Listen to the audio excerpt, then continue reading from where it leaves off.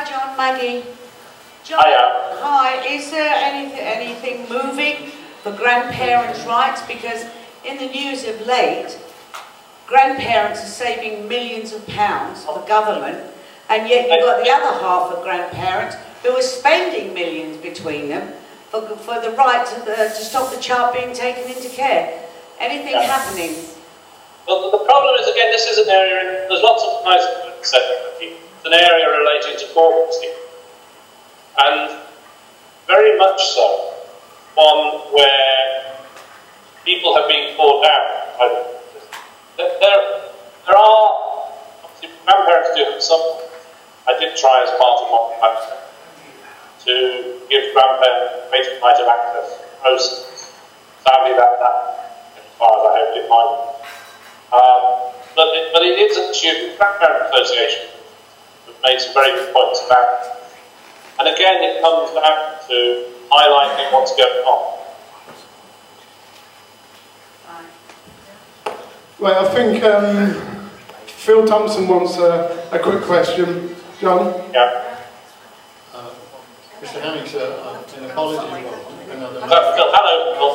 Hello, sir. Just an apology about another matter, but I will contact you about it. Now, my question concerns what happened in Parliament yesterday, and a lot of it was discussed about this gagging. Yes, gagging. Generally gagging. Would it affect people like us? Would it affect people like us, sir? Not at all. If anyone wants to do campaigning in the general election, either encouraging people to one candidate or party, or discouraging them, they should declare how much money they spend, and they shouldn't spend more than £350 a year. Okay. Is there anyone in that room intending to spend more than £390,000? Can you repeat that, sir? Is there anybody in that room intending to spend more than £390,000 a year? Loud. I don't think so. It said that either the question or the audio wasn't clear on that one. Yeah, I think the audio, it's a bit sad. I don't know what your connection is at that end, but my end is perfectly okay. It's good raw. But no, I wouldn't give out comment. Thank you for that.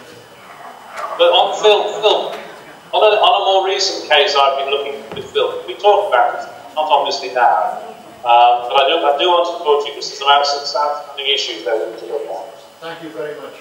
Thank you. Yeah, if you could come and see me on Saturday, that might be easiest. Thank you. But we do need the stuff that must be done on, right? Right, John, we've got another question now from a gentleman. I forgot your name. Hi John, it's James Moore. I wonder if you could take us through some of the early day motions you've got going through Parliament at the moment.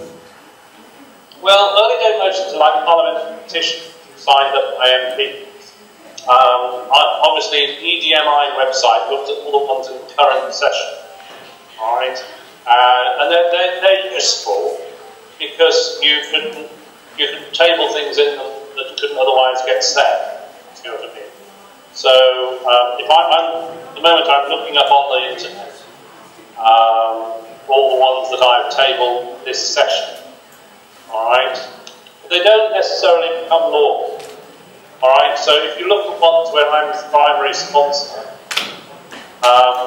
let's have a look. Going down the 454 and 453 about Syria, 434 is about refugee, 345 is about international concerns about UK law. I don't know how much people know, but I held a meeting here at Foreign Embassies. The motion says that this House notes that 59 people representing the embassies of over 30 different countries attended a meeting in the House to discuss concerns about the perceived failure of courts in England and Wales properly to follow Article 8 of the European Convention on Human Rights. Further notes that previously a number of governments had formally complained to the UK of Wales jurisdiction, recognises that international concern about the operation of care for people in the UK is growing. Calls governments which respond to this concern. That is actually quite there. There was one on the imprisonment of John. There's one about urban commercial applications protection. few other things as well. And there's one about secret imprisonment. We have made progress on it. Yeah, could I just ask how many MPs have actually acknowledged the early day motion concerning the UK's, Well, I'll use the term loosely, legal behaviour? Exactly only me. But what I do is I use the EDF as a mechanism for putting something in the public domain.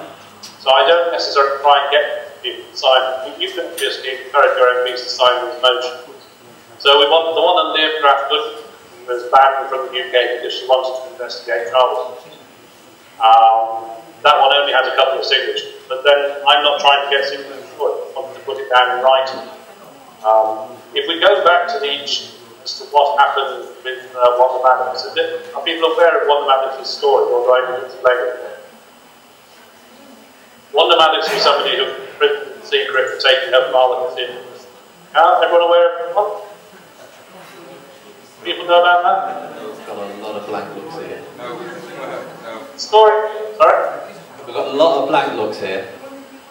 Right, but there was a story in the Daily Mail earlier this year. This was a lady who was imprisoned for contempt of court by the Court of Protection, which is part of the family division, firstly for taking her father to CS test what happened with her father. And that story about secret jailing resulted in the change with the practice direction of the 3rd of May.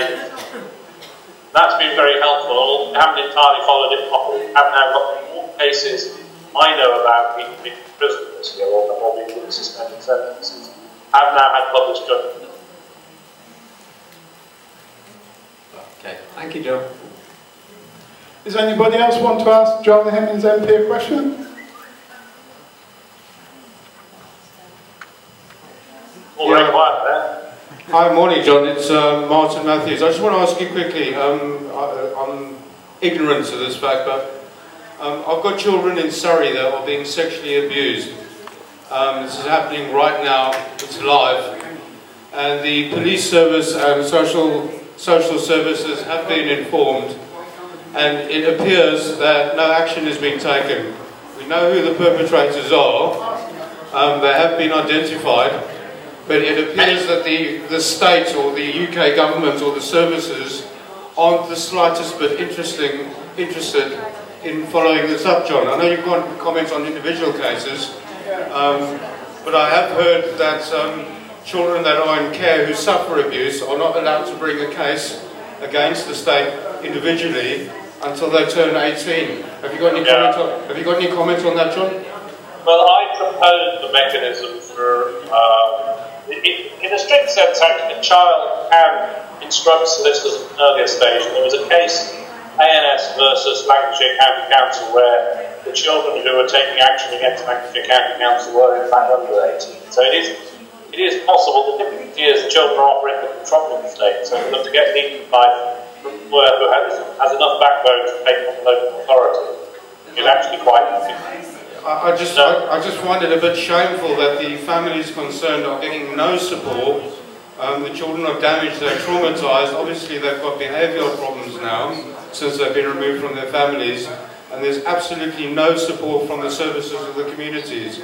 They're just left to their own devices to deteriorate.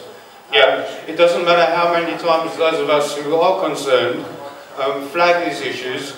It appears that we're just being completely ignored. We know the perpetrators, we can name them, we can show you where they live, but it just... Yeah, there is a special panel. Set up a special panel to deal with it. I really do think you need to put the dossier together and send it to me on. Okay, understood. Anybody else for John Hemming? Thank you, John. Is that it, yeah? Hi, John Hamlin. Hi there. I'm here, yes. My name is Dino Sharma.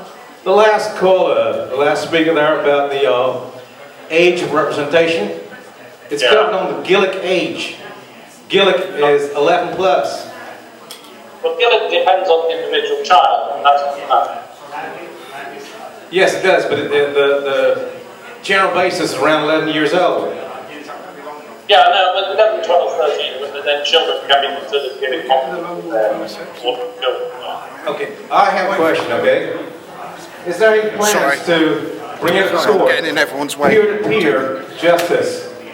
I mean by peer-to-peer, social services are concerned and they think they're God and provide the best facility for children's. Let the children, when they become adults, stand as 6 or 12 in the hearing, and let the children, post-adoption or post-care, let them cast an opinion on where the children should be placed. If social services feel their work is so good, that's the acid test. Let them be judged by their own peers. Children should have post-care opinion in court. The judge has never been part of the care program, nor has CAFCAS, nor have the lawyers or the social worker. None of them have care experience, i.e. part of the system. We should be judged by our peers. Therefore, in court, there should be post-care personnel in court to form an opinion during hearings. I have worked with direct care leaders who are like their 40s and 50s who have these sorts of concerns, which are the people who've been through the care experience before. Thanks for that, John. I want to thank you on behalf of everybody in this room today and the internet for Julie and Tim Hemmings. Without people like that working, helping families get their children back, and the JFF, Justice for Families group, we need more Julies and Tims, but a round of applause for Julie and Tim Hemmings, I think.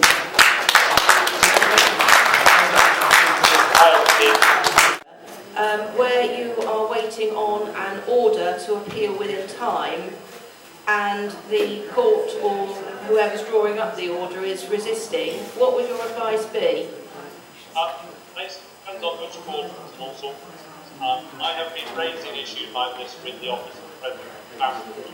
My advice to you is actually to email me with all the details and we'll try and liaise with Currently, because that's the in favour. What you're really referring to so much necessarily the order of the judgment. And they do play games and stuff. No, play games in terms of people appealing. And we want to get away with it. So definitely come through to people. yeah, they've got a week, and that's their lot. I've got the written judgment, but no order. Well, if there's no order, what is must be an order. Yeah, the order is the sealed order. Is it written? I've got the judgment ahead of the sealed order. Currently waiting barristers to. What is the order supposed to be? Sorry, could you repeat?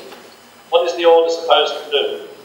The order it's a court of protection order regarding residence and contact. Right. This internal each individual case different grounds. Without looking detail at it, I can't really go over Skype. I can't really say that more than you should have both and It's just a case of obviously waiting an appeal within time. You can't do so without the order, and it's what. Without the practice. But there should be a draft order anyway.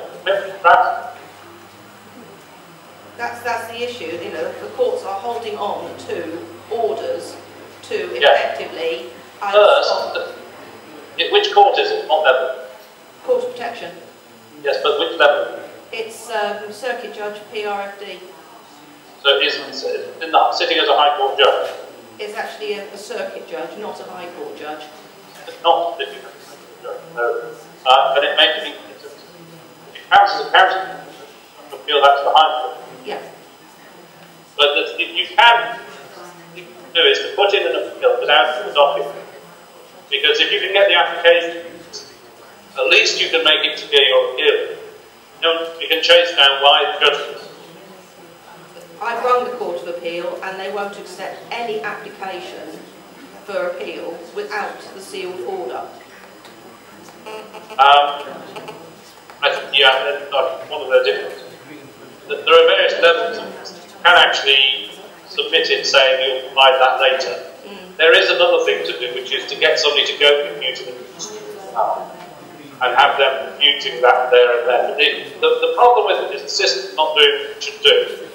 the only way you can get it doing what it should do is to prove that it isn't doing what it should do, which requires other people to assist.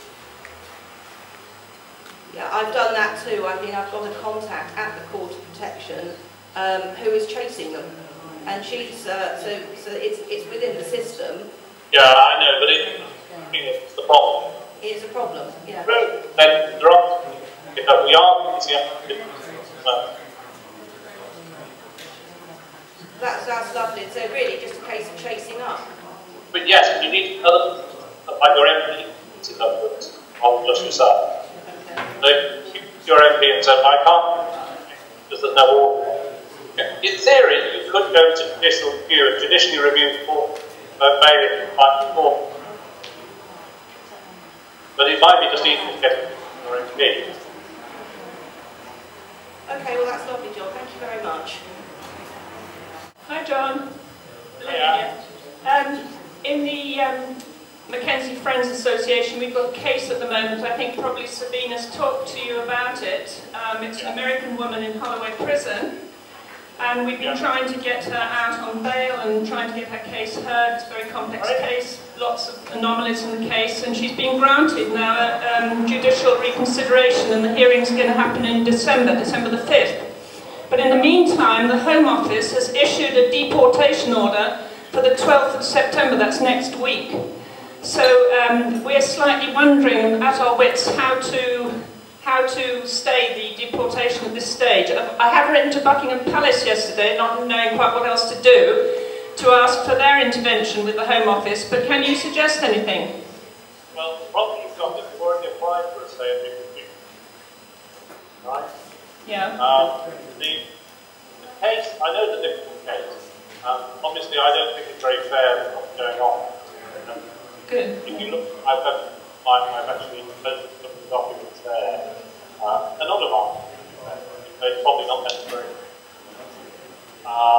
Just to highlight what's going on. That case is very difficult one to help. That's Max now again. So I've explained to them. The question is how to stay the Home Office hand, really. I mean, who to appeal to? What? A, involved in itself. So doing one. B, they applied to establish a Protestant. Then when it went to be looked at on substantive issue, it was refused, as you see. Yeah. And they would say again, you're not going to be able to Actually, I'm not hearing you very well, John. I'm sorry. you're not to be able to get home. Yeah. Okay. The sound's not terribly good, so I didn't really quite catch that. But did anybody else catch it? No, I didn't catch it. No. That's the call. Yeah. Okay. All right. Well, maybe Sabine will be back today, so we'll give you a call. Yeah, try by email. Okay. Thank you, John. Thanks. Yes, thanks. John, can you just do one last question? I think it's going to be a quick one. All right, don't worry, I'm no rush. Hello, John. I've just had communication from a local authority that has just told me that I cannot see my grandchildren, and that's now been 14 months. I've asked for a photo to be given to me to prove that they're alive, and I've been told, and I quote, due to some concerns with postings on social network sites, they're asking me now to confirm that I won't reproduce the photograph. Is that right? Well, none of it's right, anyways. But if I were you and you want the photos, I'd get the photos and say you have them on the net. Frankly, a lot of what goes on and identifying the individual will help. Right, ladies and gentlemen, very big clap for John Hemmings, please. Thanks, John.